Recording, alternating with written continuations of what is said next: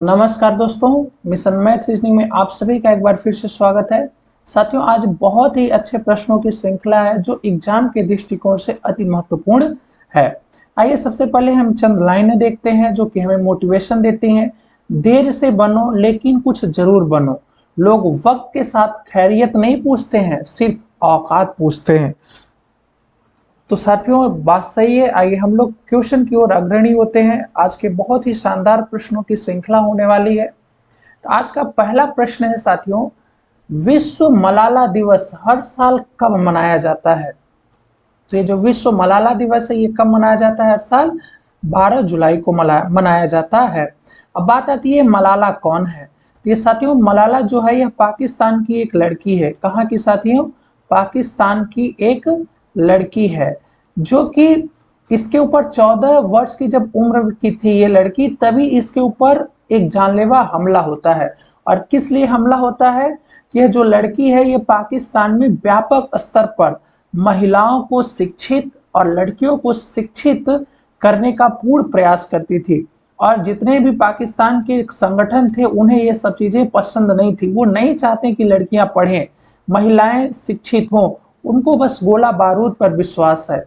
तो उन्होंने इस पर हमला कर देता है और ये बाल बात बच जाती है।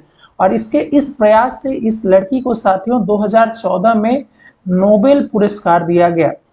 नोबेल पुरस्कार कब दिया गया इसे? 2014 में। किसे किसे दिया गया साथियों? मलाला को दिया गया और एक और अपने भारती को दिया गया था, जिनका क्या नाम था? सभी लोग बताएगा। कैलाश सत्यार्थी। क्या नाम था साथियों? कैलाश सत्यार्थी। इनको भी साथियों शांति का क्या दिया गया था? नोबेल दिया गया था।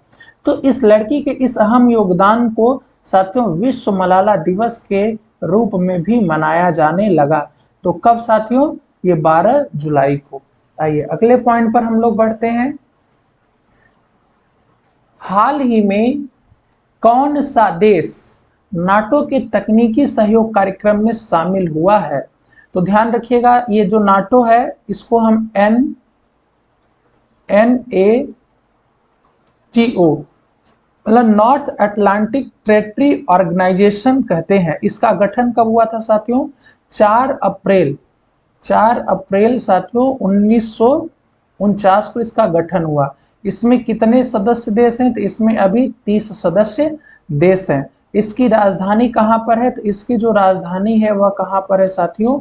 ब्रुसेल्स में है। कहाँ पर है? ब्रुसेल्स में। जो कि कहाँ की राजधानी है? नाटो का जो मुख्यालय है वो ब्रुसेल्स में है, जो कि कहाँ की राजधानी है साथियों? बेल्जियम की क्या है ये? राजधानी है। तो इससे हाल ही में तकनीकी सहयोग के रूप में किसे शामिल किया है? यूक्रेन को। अभी रूस और यूक्रेन का युद्ध हो रहा है, तो यूक्रेन को भी साथियों सम्मिलित कर लिया गया है। तकनीकी सहयोग केवल, देखो ध्यान रखना, नाटो में नहीं सम्मिलित किया गया है, केवल तकनीकी सहयोग में यूक्रेन को सम्मिलित किया गया है। इससे तकनीकी सेवाएं यूक्रेन को दी जाएंगी जिससे कि यह रूस से अपना युद्ध जारी रखे। ठीक है, और इसको युद्ध रूस को बढ़िया बलवर कह सकते हो कि खूब बढ़िया विदाई देता रहे। आगे सब मजा लेते हैं दूसरे देश वाले, और क्या। अब ये ज्योग्राफी के प्रश्न है ना, वो थोड़ा करंट का प्रश्न था, दो के दोनों प्रश्न थे। अब ये जो विली विली है ये क्या है? तो जो विली विली है साथियों, तो पहले हम बात करते हैं चक्रवात का। ये चक्रवात क्या होता है? तो ये जो चक्रवात है साथियों, हाई टेम्परेचर का जो गैस होती है वह एयर होती है, हवा होती है, ये लो टेम्परेचर की ओर जब बढ़ती है तो काफी ज्यादा वो क्या होती है? स्पीड पकड़ लेती है। और इसी स्पीड को साथियों क्या कहा जाता है? चक्रवात कहा जाता है। चक्रवात कहा जाता है। तो चक्रवात को जैसे भारत में, तो भारत में किस नाम से जाना जाता है? तो भारत में इसे चक्रवात के नाम से जाना जाता है, किंतु अलग अलग देशों में अलग अलग नाम से जाना जाता है। जैसे कि ये कहाँ का है साथियों? ये है ऑस्ट्रेलिया का। ये ऑस्ट्रेलिया में इस चक्रवात को क्या कहा जाता है साथियों? इसे कहा जाता है विली विली कहा जाता है। वहीं अगर हम बात करें साथियों, अगर हम बात करें चाइना की, तो चीन में इसे किस नाम से जाना जाता है? तो चीन में इसे टाइफून के नाम से जाना जाता है। किस नाम से? टाइफून के नाम से जाना जाता है। वहीं अगर हम बात करें साथियों अमेरिका में, तो अमेरिका में इसे किस नाम से जाना जाता है? अमेरिका में, तो अमेरिका में इसे साथियों हरिकेन के नाम से जाना जाता है। हरिकेन केन के नाम से जाना जाता है। तो आशा करते हैं ये प्रश्न आपको समझ में आ गया होगा। अगला प्रश्न, निम्नलिखित में से कौन सा एक सही सुमेलित नहीं है? तो बर्लिन का राइन, लंदन जो है वह टेम्स नदी पर है, बिल्कुल सही। न्यूयॉर्क जो है हडसन नदी पर है। वियना शहर जो है डेबन्यूब नदी पर है। जो बर्लिन शहर है साथियों ये जर्मनी में है। कहां पर है? जर्मनी में। और ये राइन नदी पर नहीं है, ये किस नदी पर है? स्प्री नदी पर है। तो आपका कौन सा ऑप्शन सही हो जाएगा? ऑप्शन ए यहाँ पर करेक्ट हो जाएगा। बिल्कुल सही, आप सभी ने उत्तर दे रखा है। अगला प्रश्न है, निम्नलिखित में से कौन सा एक देश भौगोलिक रूप से अमेरिका में स्थित होने पर भी राजनीतिक दृष्टि से यूरोप का भाग है? तो ये कौन सा है साथियों? ग्रीनलैंड है। कौन है? ग्रीनलैंड। अच्छा, ग्रीनलैंड पर किसका कब्जा है? ये एक यूरोपीय देश है जिसका क्या नाम है साथियों? डेनमार्क है। क्या नाम है इसका? डेनमार्क है। और कब से? 1380 से ही कब्जा है डेनमार्क का, जो कि यूरोपीय देश है। और यूरोपीय देश, और ये जबकि ग्रीनलैंड आता कहाँ पर है? तो ये साथियों अमेरिका का एक हिस्सा अमेरिका में आता है, जिस पर डेनमार्क का कब्जा है। तो याद रखिएगा, अगर हम बात करें यूरोप में कुल कितने देश हैं, तो आप सभी लोग बताएगा यूरोप का मुख्यालय कहाँ पर है। तो यूरोप में टोटल कितने देश हैं साथियों? यूरोप में टोटल 27 देश हैं। कितने देश हैं? 27 देश हैं। ठीक है। अगला प्रश्न, अफ्रीका की कौन सी नदी मकर रेखा को 2 बार काटती है? तो कौन सी नदी है साथियों? तो अफ्रीका की लिम्पोपो नदी, जो कि साथियों मकर रेखा को कितने भागों में बांट मतलब कितनी बार काटती है? 2 बार काटती है। अब बात आती है मकर रेखा, तो आप जैसे समझते हैं ये क्या है? वर्ड है। वर्ड में एकदम बीचों बीच कौन सी रेखा है? ये विषुवत रेखा है। यहाँ पर 23 डिग्री दक्षिण में मकर रेखा है और 23 डिग्री उत्तर में कौन सी रेखा है? कर्क रेखा है। तो कर्क रेखा को कौन सी नदी 2 बार काटती है? तो माही नदी काटती है, जो कि कहाँ की है? भारत की है। विषुवत रेखा को कौन सी नदी काटती है? तो कांगो नदी काटती है। और जो मकर रेखा है इसको लिम्पोपो नदी काटती है। कौन सी? लिम्पोपो नदी 2 बार काटती है। तो आशा करते हैं ये भी समझ में आ गया होगा। अगला प्रश्न है, भूमध्य रेखा, कर्क रेखा और मकर रेखा तीनों निम्न में से किस एक महाद्वीप से गुजरते हैं?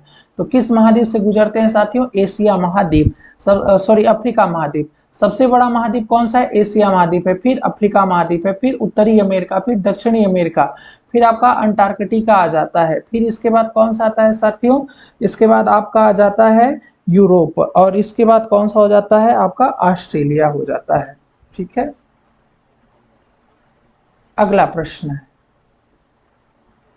एंडीज पर्वत, एंडीज पर्वत श्रेणी निम्न में से किस महाद्वीप में स्थित है? तो बताएगा एंडीज जो पर्वत है ये कहाँ किस महाद्वीप में स्थित है साथियों? तो ये दक्षिण अमेरिका महाद्वीप में स्थित है।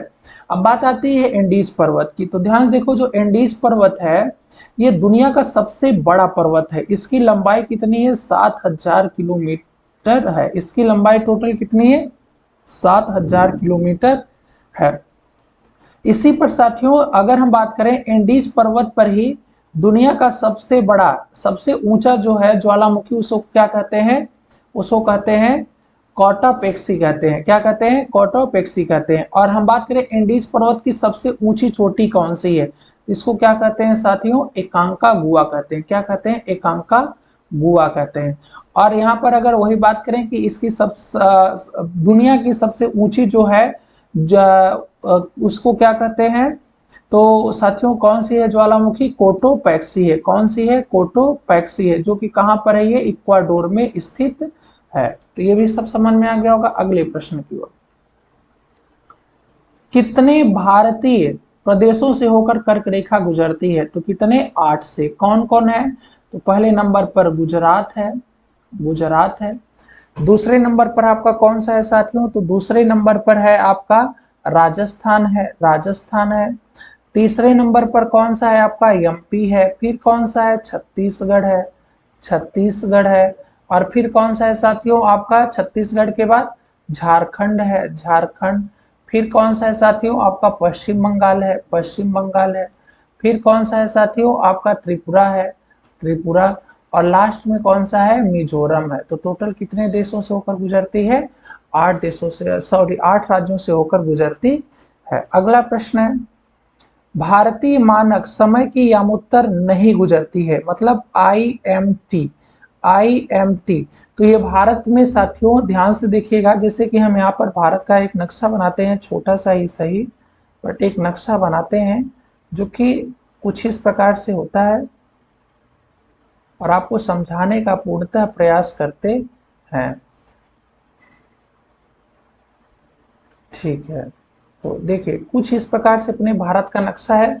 भारत के नक्शा में यहाँ से साथियों आपकी IMT रेखा आती है ऐसे सीधे, और कितने राज्यों से, 5 राज्यों से होकर के गुजरती है। सबसे पहले कौन सा है, उत्तर प्रदेश है, फिर आपका कौन सा आ जाता है, MP आ जाता है, फिर आपका छत्तीसगढ़ आ जाता है, छत्तीसगढ़ आ जाता है, छत्तीसगढ़, फिर आपका उड़ीसा आ जाता है, उड़ीसा, फिर आपका कौन सा आ जाता है साथियों, लास्ट में आंध्र प्रदेश है, आंध्र प्रदेश है। तो यहाँ पर कौन से राज्य से होकर नहीं गुजरती है, तो ऑप्शन बी झारखंड से नहीं गुजरती है। अगले प्रश्न की ओर हम लोग बढ़ते हैं साथियों। अगला प्रश्न है, बांग्लादेश की सीमा से लगे भारत के राज्य कौन से हैं। तो बांग्लादेश से की सीमा से लगे राज्य कौन सा है।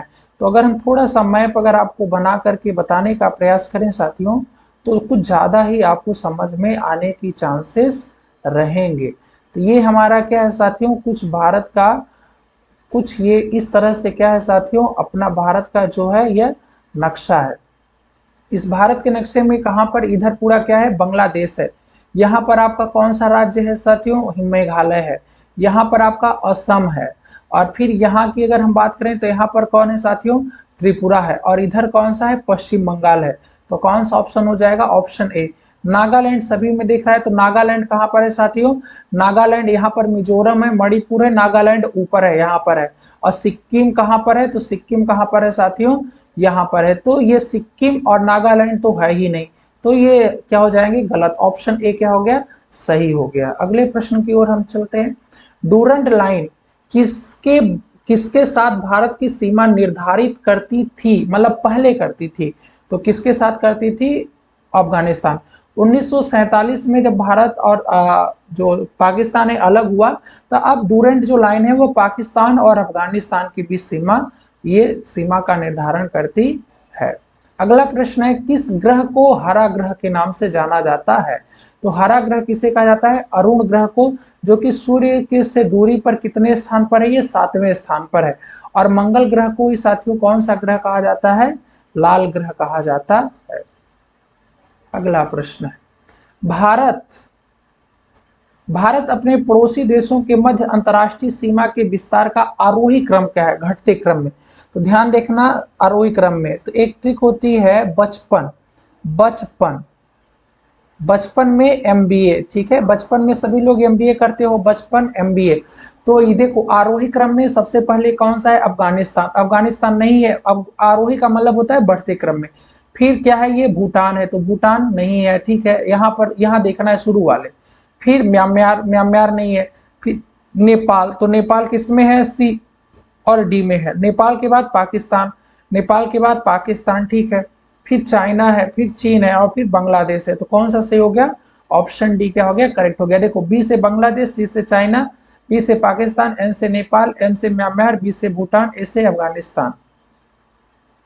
निम्न में से कौन सा हिमनद सबसे बड़ा है। हिमनद का मतलब सेंस, इन सेंस क्या होता है साथियों, ग्लेशियर की बात हो रही है, किसकी, ग्लेशियर की बात हो रही है।